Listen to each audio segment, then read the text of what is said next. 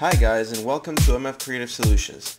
Today I'm going to give you a few tips on how to make melodies when you're making beats. We can get started right now with scales. A scale, if you look in Wikipedia, the official definition here says that a scale is any sequence of musical notes in an ascending or descending order. Okay? For those of you who have no experience whatsoever with music theory, a scale can be thought of a predetermined path on the piano that tells you what keys you're allowed to press and what keys you're not allowed to press. Therefore, if you want to make a happy theme song, you're going to use a major scale and only use the notes inside that scale. If you want to make something more of a melancholic or sad, you use a minor scale and use the keys on that scale. If you're using FL Studio has a score section, so if you go there are reference scales for you. So let's say you want to start making a song and you have no idea how to start the melody. Well, you come here and you pick one of these. So I'm going to go with the blues scale right now. Grab it, drag it in, and it tells you in the piano roll what notes use the blues scale. Okay, so as you can see, these are the notes being used. So let's spread them out, one for each beat, so you can hear how it actually sounds. Okay, now we need to add a synth to that. Let's just stick with the simple.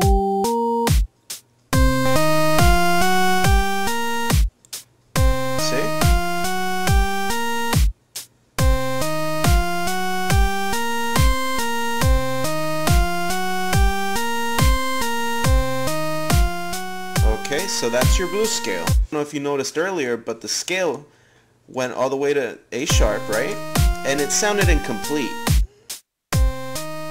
Once I added the C note, the melody felt complete. That's how most songs work. I mean, you don't have to go by the rules, but I'm just telling you what generally sounds good and what generally people do. Once you have your scale, you can actually use the octave above. You can move the same scale, just copy and paste, and you can bring it up here to get an idea of how the scale will sound if you keep going up.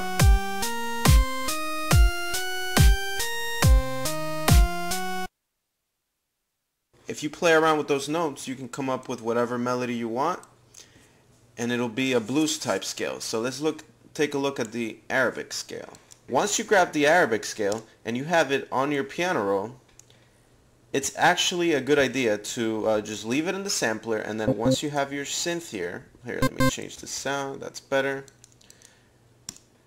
You will see the notes, the ghost notes on your piano roll, so you know which notes to use. So let's start with the main one and go down one octave, just for a cool effect, and as long as you stay in the scale, you know it's gonna sound good. And just go up and down using the same scale and using different timings.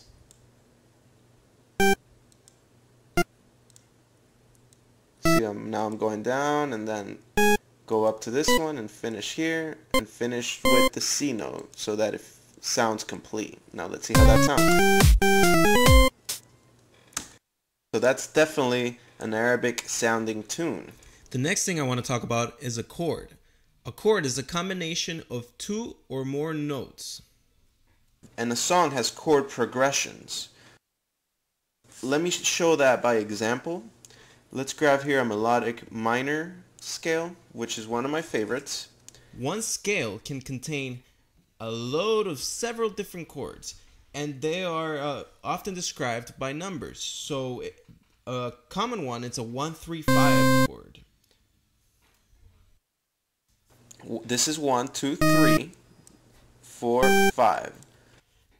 Chords on the scale tend to implement this pattern in which they skip every other note above them or below them to form a chord. So we can do the same thing starting from a different note on the same scale. You can get a different chord. So let me start with F5 on this second chord, right? And then I'll skip the next one, get A5, skip B, and go to the next note, which is C, and you'll get another.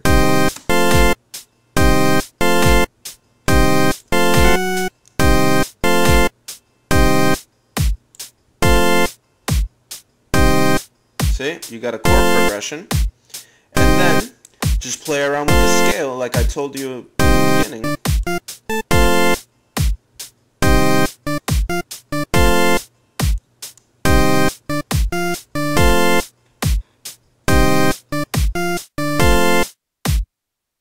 With chords, you're also allowed to go down octaves or go up. See, here we're going to go down 1 octave.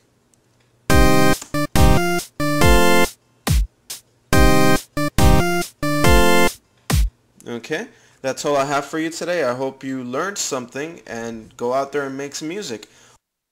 If you have any questions regarding anything you heard here today, please let me know. You can Twitter me at @ZmanX_, and I will answer any of your questions in my next tutorial. And thanks a lot for watching.